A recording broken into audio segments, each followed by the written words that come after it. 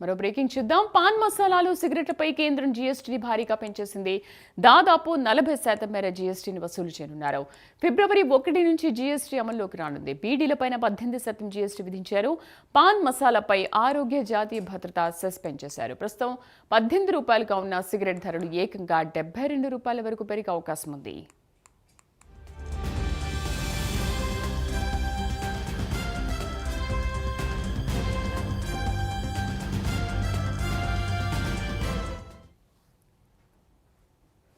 Pan మసాలాలు, సిగరెట్లపై కేంద్రం జీఎస్టీని భారీగా పెంచేసింది. దాదాపు 40% మేర జీఎస్టీని వసూలు చేయనున్నారు.